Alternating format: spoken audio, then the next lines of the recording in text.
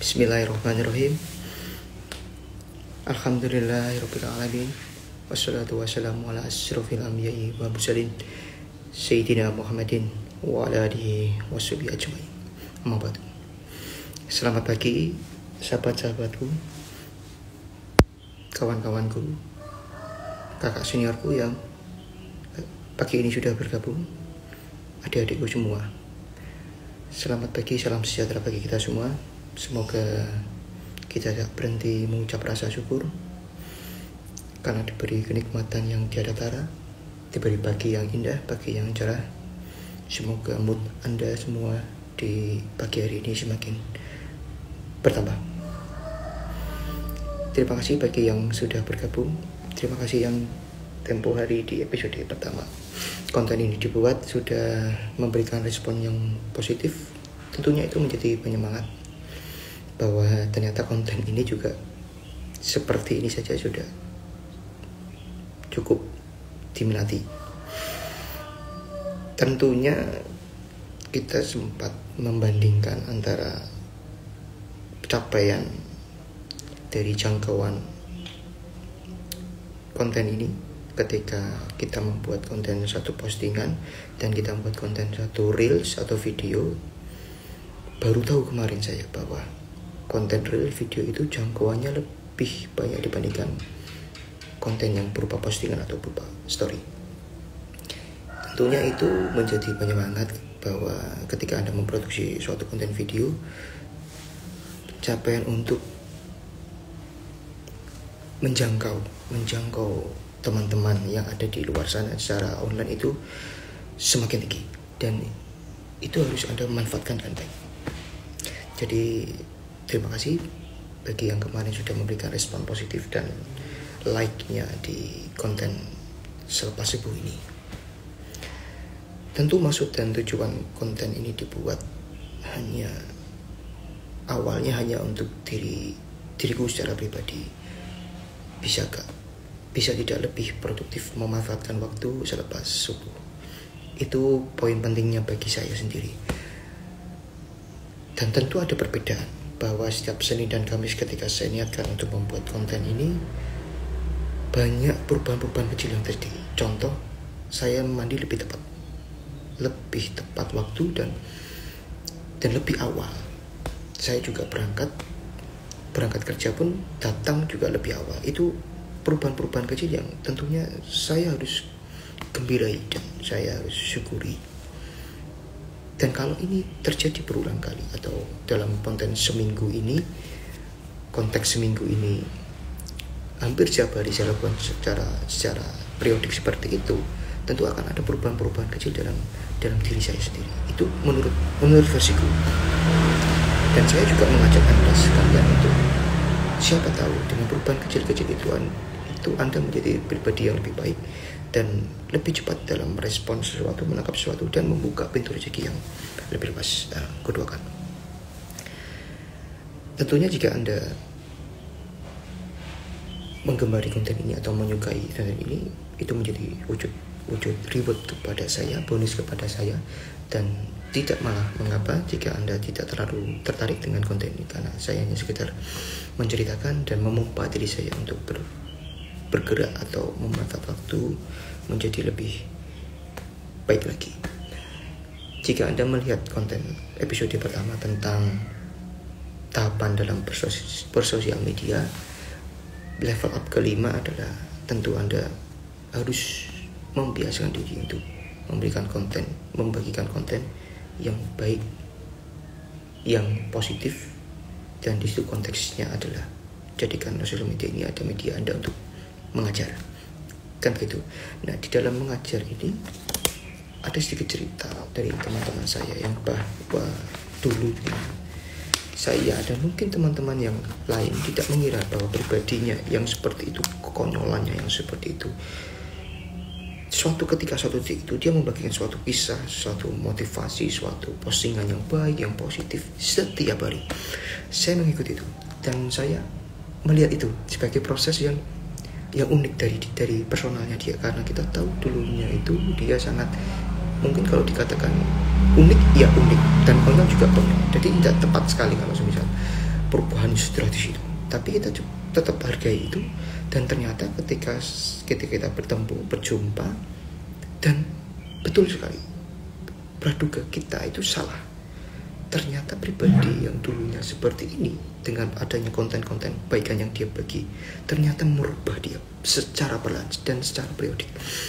Artinya apa? Artinya jika Anda belum bisa melakukan apa yang Anda bagikan itu, misal contoh hal yang baik terus Anda bagikan, tapi Anda belum bisa melakukan itu, tidaklah mengapa, tidak jadi soal, karena itu proses. Ternyata proses itu pelan-pelan lambat laun menjadi doa, dan Anda juga akan merasa malu. Oh, saya mau bagikan konten baik lah, konten positif lah, tapi kok saya belum bisa melakukannya. Dan itu menjadi refleksi, dan pelan-pelan dia akan malu, dirinya malu, dia akan mengikis rasa malunya, mengikis perasaan hati yang kerasnya itu, dan dia berubah. Dan ternyata iya, itu ada kejadian di teman saya sendiri. Pada suatu titik, konten yang dibagikan itu akan menuju kepada pemahaman atau pemikiran bahwa konten yang dia bagikan, konten itu adalah dia. Maka dari itu tugas kita sebenarnya sangat mudah sekali. Tolong jangan patahkan semangat orang-orang yang berbagi tapi belum bisa melakukan, berbagi kebaikan, berbagi positif tapi belum bisa melakukan. Jangan kita patahkan semangatnya dengan kata tumben. Itu sangat kurang baik untuk perkembangan kepribadian dia dan niatnya dia untuk menjadi lebih baik. Semoga kita sama-sama menyadari dan mengurangi kata tersebut. Bicara tentang pribadi yang baik, kepribadian yang baik, karakter yang baik, itu tentunya dalam beberapa penelitian dan beberapa literatur dalam konteks psikologi, kalau pernah saya baca, ada dua hal yang mengaruhi, yaitu kondisi internal dan kondisi eksternal. Kondisi internal itu biasanya dalam satu keluarganya dia sendiri, dalam dirinya dia sendiri, atau dalam lingkungan keluarga dia. Dan yang paling besar pengaruhnya, dan itu ada risetnya juga, adalah kondisi faktor eksternal atau lingkungan luarnya. Kalau anak-anak zaman sekarang itu menganggap atau membahasakan itu sebagai circle di sekelilingnya, apakah itu sudah baik atau sudah tepat, dan apakah sudah terawat dengan sehat. Dan tentunya itu menjadi titik balik, karena pengaruh lingkungan luar ini yang membuat kepribadian kita melonjak drastis. Melonjak ini ada dua kategori, melonjak drastis ke tahap turun, atau melonjak drastis ke tahap naik, atau ke konten yang atau katakanlah pribadian yang positif. Dan tentu kita harus waspada itu, dan kita harus memitigasi dan memetakan bagaimana caranya kita bisa, bahasanya itu, mencari atau menemukan dan merawat circle dengan tepat supaya sehat. Jadi ulangi, bagaimana kita harus mempunyai perhatian kepada strategi mencari atau menemukan circle, kemudian merawatnya secara tepat dan sehat. Kita bergerak ke arah menemukan circle yang tepat dulu. Caranya bagaimana? Ada 3 strategi yang perlu saya dan Anda optimalkan di sini. Mungkin Anda sudah pernah mengalami dan tidak kepikiran saja. Strategi yang pertama untuk menemukan atau mencari circle yang tepat adalah bergeraklah dalam koridor pikir. Find out good people in your circle. Artinya carilah terus orang yang baik, orang yang tepat dalam circle-mu. Ketika tidak menjumpai atau belum menjumpai, carilah terus. Pertanyaannya bagaimana? Pertanyaan seperti ini, bagaimana ketika kita bisa mengukur orang itu baik atau tidak? Kan begitu. Itu agak definitif sekali. Tapi kalau kita coba contohkan, ketika Anda ketemu orang yang baik, minimal Anda memiliki perasaan atau pikiran, oh ini dia, minimalnya saya ingin menjadi seperti dia, atau minimalnya jodoh saya mirip-mirip seperti dia, atau minimalnya langkah yang lebih jauh atau pemikiran yang lebih jauh lagi, minimalnya besoklah anak-anak saya minimal seperti dia. Nah, kalau Anda sudah bergerak atau memiliki pikiran yang seperti itu, berarti Anda sudah menemukan orang yang tepat di dalam circle Anda. Ketika itu belum ketemu, cari terus karena ini adalah gerbang awal. Gimana caranya Anda menemukan circle yang tepat dulu. Kita dalam konteks yang menemukan circle yang tepat dulu. Lalu langkah kedua, strategi kedua adalah lebih kepada merawat circle-nya. Ketika Anda sudah menemukan circle yang tepat, bagaimana cara Anda merawat circle itu supaya tepat dan sehat. Ini penting. Nah, strategi kedua ini adalah gunakan koridor pikir, jump the wall and break it. Artinya adalah lompati dindingnya dan hancurkan. Artinya Anda ketika sudah menemukan orang yang tepat, jadikan dia standar, jadikan dia dinding yang harus Anda lewati dalam lingkungan circle, lingkungan kecil aja apa-apa. Lingkungan kecil saja tidak apa-apa. Jadi temukan dan jadikan dia sebagai dinding, sebagai batu loncatan, sebagai standar ketercapaian Anda ketika menjadi pribadi yang baik, minimalnya melebihi dia begitu. Setelah itu hancurkan. Maksudnya hancurkan itu bagaimana? Hancurkan keangkuhan kamu. Ketika kamu sudah meninggikan tembok standar levelmu, dan ketika nantinya itu mengganggu, tolong itu dihancurkan. Atau kita bisa balik. Ketika Anda ingin menjadi orang tersebut seperti yang Anda ingin ikuti, tapi ternyata Anda belum mau, Anda harus membongkar dinding ketidakmauan Anda, keegoisan Anda untuk selalu ingin mau berkembang. Itu penting sekali. Di strategi kedua, kita tadi dari strategi pertama adalah menemukan circle, kemudian strategi kedua itu adalah merawat circle, dan merawat circle ini harus Anda bergerak dalam koridor pikir, jump the wall, lompati dinding itu, dan break it, dan hancurkan dinding keegoisan Anda. Strategi kedua seperti itu. Lantas untuk menguatkan, merawat circle Anda supaya lebih sehat lagi, Anda bergerak ke strategi ketiga, yaitu strategi ketiga adalah create a door and open it. Artinya apa? Artinya Anda berada dalam circle dan Anda mendeteksi circle Anda tidak memiliki pintu. Pintu ini ada dua pemaknaan khusus.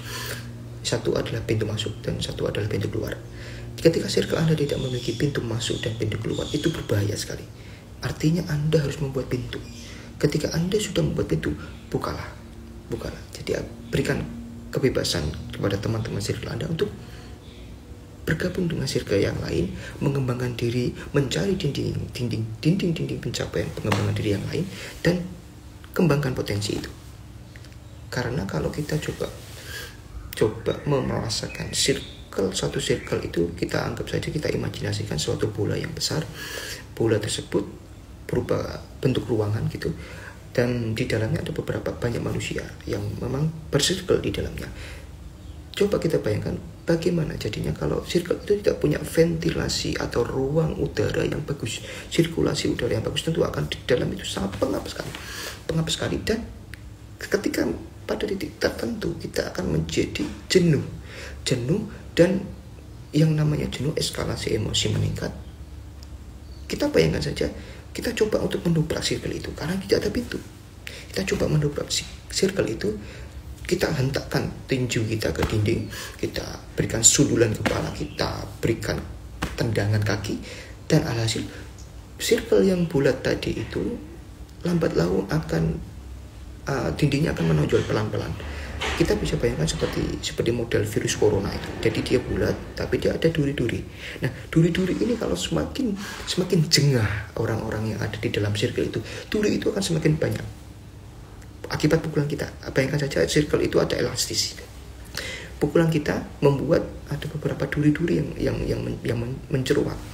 Dan itu sangat tidak baik. Kenapa? Ketika suatu bola, suatu spill atau suatu circle berbentuk ruang memiliki duri-duri, tentunya mobilisasi dan pergerakannya sangat terhambat. Coba kita bayangkan ketika Anda dalam kondisi memegang suatu bola, kemudian bolanya Anda gelinding dari level tinggi ke rendah, seberapa cepat bola yang tanpa ada duri, tanpa ada ceruatan tadi, tonjolan itu dibandingkan dengan bola yang tidak punya tonjolan. Tentunya daya gelindingnya itu lebih movement, lebih cepat, lebih fleksibel bola yang tidak punya duri. Bayangkan saja circle seperti itu. Maka penting sekali Anda membuat dan membuka pintu dalam circle supaya jangan sampai Circle Anda itu yang kita bayangkan sebagai bola dengan bentuk 3 dimensi dan mempunyai duri. Pergerakan circle Anda menjadi menghambat atau terhambat. Maka dari itu saya ulangi dari strategi pertama, bagaimana cara untuk Anda menemukan dan merawat circle dengan tepat supaya sehat. Strategi pertama tentu find out a good people in your circle. Cari teladan, cari orang yang baik. Tolak ukur baik itu ketika Anda berpikir, oh ini dia, minimal anak saya besok mirip atau seperti dia. Minimal itu. Strategi yang kedua adalah jump wall and break it. Lompati lewati dinding yang Anda rasa, oh ini dia orang yang bisa saya jadikan teladan. Lompati dia, ungguli dia dengan konteks yang positif. Seberapa jauh sih saya bisa mengembangkan diri? Setelah itu break it, hancurkan dinding itu. Anda cari lagi dinding-dinding yang lain dan Anda lompati lagi supaya Anda progres dalam mengembangkan diri. Yang ketiga, strategi ketiga yang sangat penting sekali dalam suatu circle adalah create a door and open it. Buatlah pintu agar supaya jalinan komunikasi, jalinan pengembangan diri tidak hanya berkutat dalam satu circle Anda saja. Selamat pagi dan selamat beraktivitas dalam kerja hari ini. Semoga sukses selalu. Salam rahayu. Wassalamualaikum warahmatullahi wabarakatuh.